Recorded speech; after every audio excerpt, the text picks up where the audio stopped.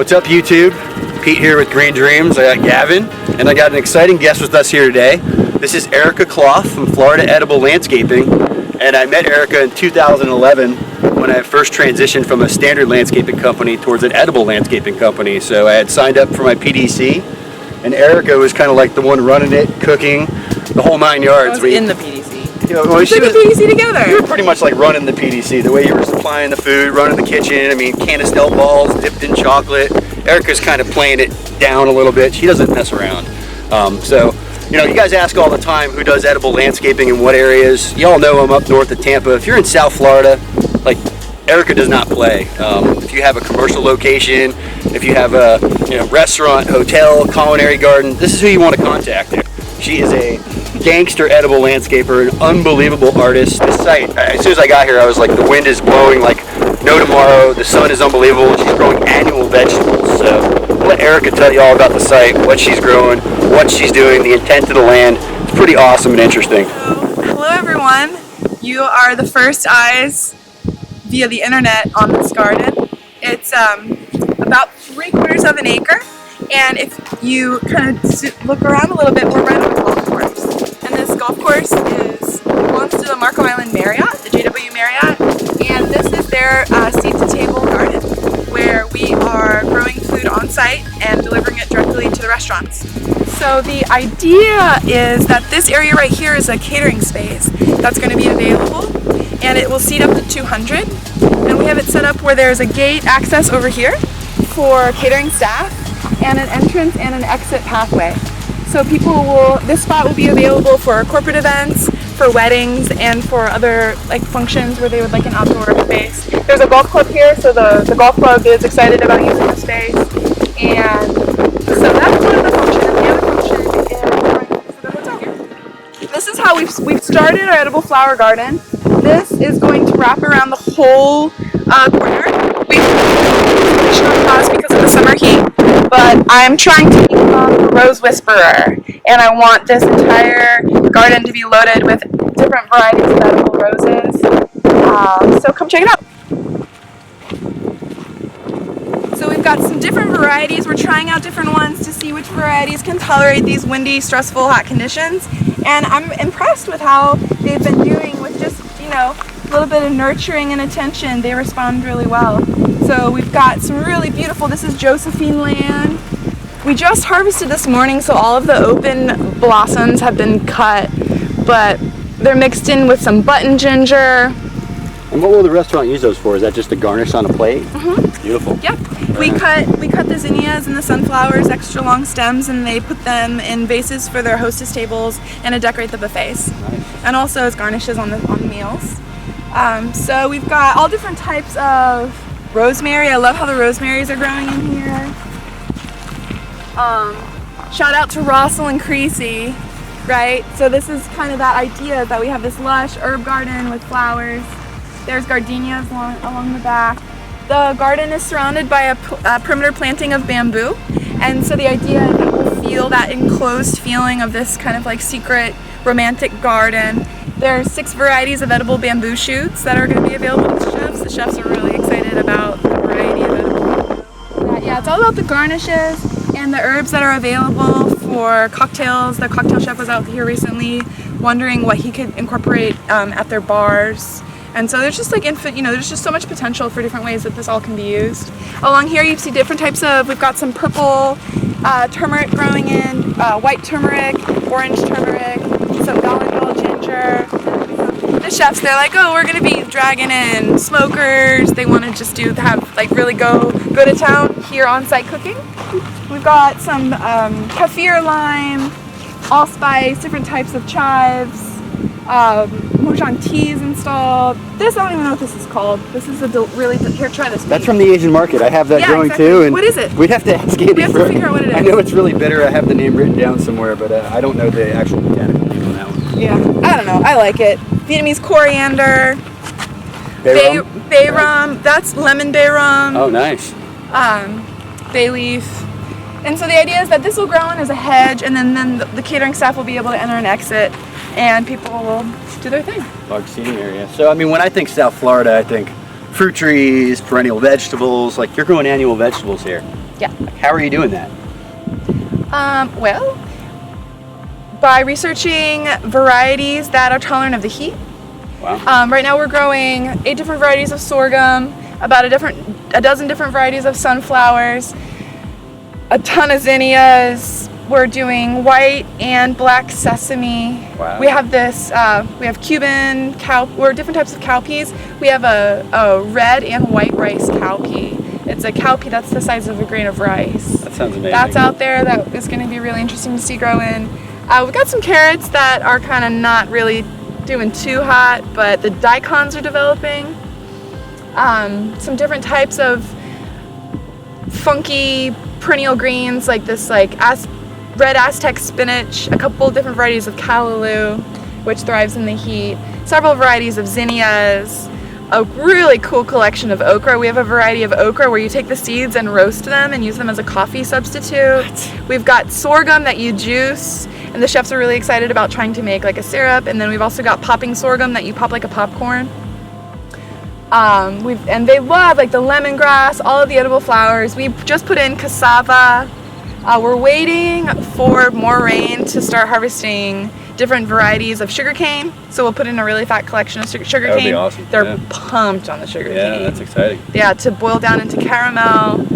And then of course like all the spices I've mentioned and like the gingers and turmerics are all things that they're super jazzed on. The fact that we can do finger limes here, finger limes is very like one of my favorite terms, chefy. Oh, that's so chefy. Yeah. Finger limes are so chefy. All the chefs that I work with are so excited about being able to use finger lime because it's so trendy.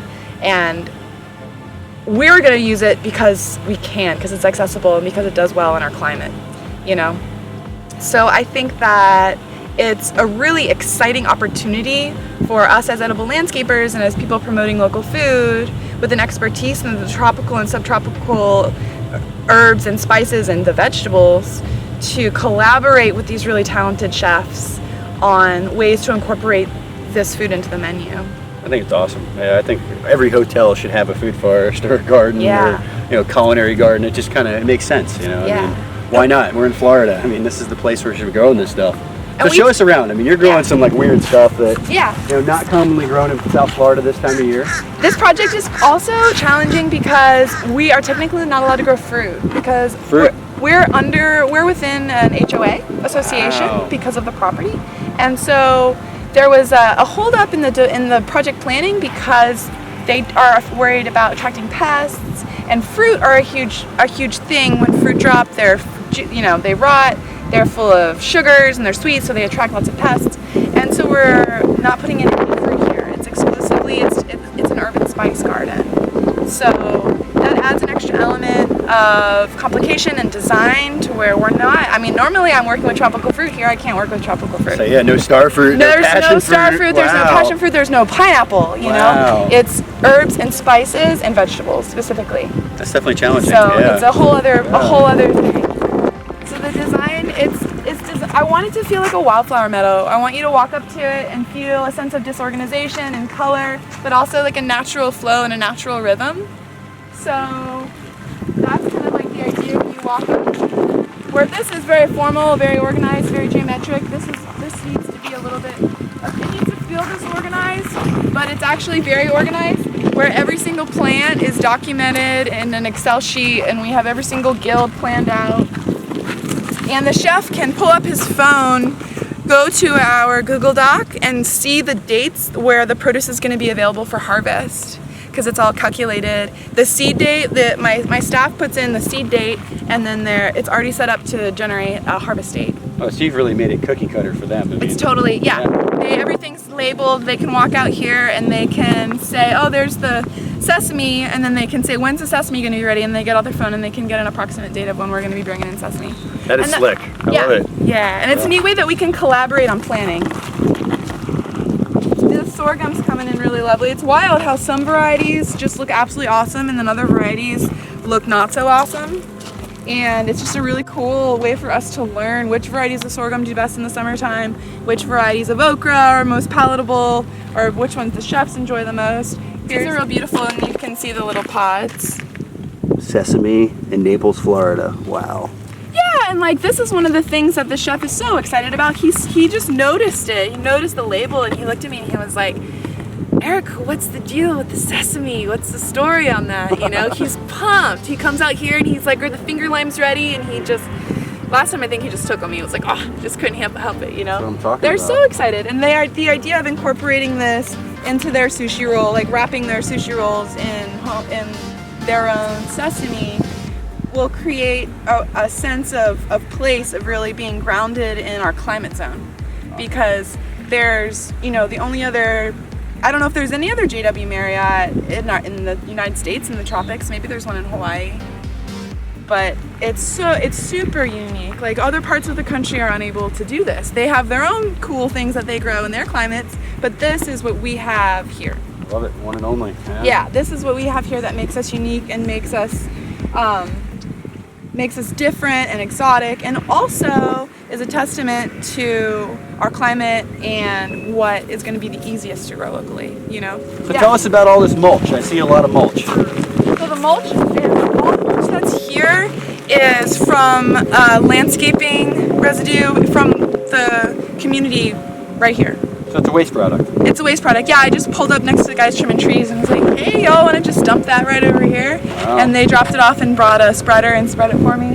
Score. And it's a great, you know, it's always good to collaborate with tree trimmers on mulch loads because it saves us a ton of money and it saves them money from the drop-off fee. Game changer, yeah. Total game changer. Doing all the planning based on the phases of the moon and the zodiac placement, which is really crunchy, but I absolutely love planning that way, and it really helps me stay organized. So definitely looking at biodynamic methods and referencing biodynamic methods and ideas and paying really close attention to the phases of the moon is how we're designing the management. So if the moon's in a fire sign, we don't plant, we weed. And that's why there are no weeds, is because every fourth switch of the moon, we're in a fire sign.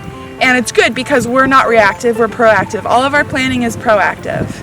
It's all done ahead of time. If today the weeds are coming in, but we're in an earth sign, we're transplanting no matter what. Because one day we're gonna wake up and we're gonna be in an air sign and we're not gonna be able, you know? So it's a really fantastic way to be proactive and really feel like you're on top of the organization instead of running around feeling like your head's cut off, being reactive, like in panic. Oh my God, we gotta do all of this stuff. Oh my gosh, we have to weed. Oh my gosh, we have to do this. What should we do? What do we prioritize? We prioritize based on the location of the moon. And I think that alone is reason enough to do it. Even if the moon isn't actually influencing it, it's a method for us to get organized and it's working. So, yeah, people so does are that like, mean compost tea and this and that? Wow. So this is native porterweed. This actually might be the Caribbean species. There's a Florida species and then one specifically native to the Caribbean islands. And these flowers are absolutely gorgeous, bright purple, and taste like the aftertaste of raw mushrooms. And chefs lose it because they're beautiful, they're not bitter, they're not offensive at all, and just have a really light, delicate flavor. And just the garnish element is a huge, like already, just what we're offering in terms of garnishes really excites the chefs because it's different and they can, you know, tell their guests that it's locally grown on their own. How cool is that? They've never seen this stuff before. They're telling their chef buddies. They're getting them jealous. They love it. There's a huge sense of pride already within the community. When we stop in on Fridays to deliver, they see us show up in our overalls and they all know who we are and what we're there to do, and they love it. They're all super grateful and super excited to see us. They're like, "What's in that bin you got there?" You know, they all are like, "Oh, there's the people from the they call it the farm, you know." Respect for the farmers. They love it. Oh yeah, no, they love it. They're really excited because it makes their life more interesting. What I found is that the chefs, it's not even necessarily about the diners. The diners are going to eat either way, but you're making the chef's life more interesting and more fulfilling and more dynamic by providing interesting local tropical crops for them. it's up on the Cisco truck, huh? yeah, they're the ones that are getting excited about it. You know, we're doing it for the chefs and for the kitchen staff, just because it's making their lives more interesting and more fulfilled, maybe. Game changer, yeah. I'm sure the menu's evolved since this has started, huh? Yeah, I mean, they're and the framing of the way they advertise their restaurants is around local and regional, you know. So this is just adding to it. So we'll see how much sorghum we actually harvest and how much, you know, this is the very beginning stages. We're learning our site, we're figuring out, you know, issues with irrigation and drainage and picking up on the storm front, you know, like really kind of seeing what this is going to be about. Overhead irrigation from the golf course. Over here, yeah. Balls coming in. Yeah, golf balls. Yeah, just really trying to get a sense of the site and how, you know, how we're going to continue to develop it and how we're going to manage it. But we're going to crush it this fall. Beautiful. You've done an awesome job. This is going to be so ideal for annual growing when it cools off a little bit. Kale time, lettuce time. Yeah, we're going to it's going to be awesome. Like tomatoes, everything. It's going to be so lovely. And then once we start pulling up cassava and sugarcane, maybe 2 years, we actually start to get some bamboo shoots. That's when it's going to be interesting. And then when we have a wedding where the cake is covered in roses from the garden. That's when it comes to life, yeah. And the salad, you know, because they book weddings a year in advance. So we'll be able to say, what variety of cherry tomato would you like at your wedding? What variety of radish would you like in your salad? And then grow it out for them specifically. That's unbelievable. Because it'll be booked and paid for, you know?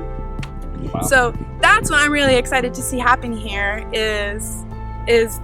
I'm totally fascinated by it as a system, as a designer and as an organizer, how the success of this relies on my ability to plan and to manage. And so what tools do I have at my access that I can use in order to make that the most efficient? You know, like the success of this relies ultimately on my ability to plan it, you know, and my team and my ability to communicate with my team and make sure that their needs are met from an employee standpoint. So that's what I'm so fascinated by when it comes to these sorts of projects, is that mechanism and how we use technology and how do we practice effective communication in order to make it work, in order to make it thrive. Yeah. I feel like if you guys are out here right now in the middle of summer, I mean, it's only going to get better. I mean, I can't wait till fall to see this thing really kicking butt. I mean, especially being so experimental here. I mean, my feet are burning just standing here. It's like 110 degrees, so the fact that they're able to grow veggies out here is pretty awesome. Like, what kind of time are you guys spending out here doing maintenance? I mean, how often are you here? We're out here 3 days a week, Monday, Wednesday, Friday. 3 days a week, half days? Yep, right now, we dropped to half days because of the heat, but we're out here 6:30 generally till around noon. So what's next? Fall planting? Yeah, gearing up for fall planting, seeding out our vegetable trays in the nursery, and getting all that going in the ground as soon as possible.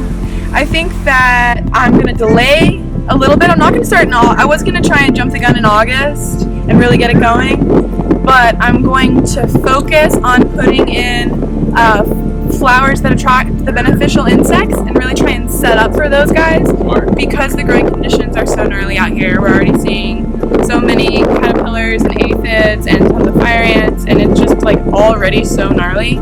I want to get set up with reinforcements before I put all the vegetables in. So I'm looking at patches of natives, all types of different plants that form the umbelliforms and the sunflowers that bring in all of the pollinators, and try and really set up for the insects to come in. Right. Mm-hmm. So Florida Edible Landscaping on YouTube, FloridaEdibleLandscaping.com. Where else can we find you? I mean, you can find me on Instagram. I'm all about Instagram as the Tropical Fruit Ninja. And that's about it. Facebook. Cool. Yeah. Check Erica out. She's doing some awesome stuff. Or in the garden.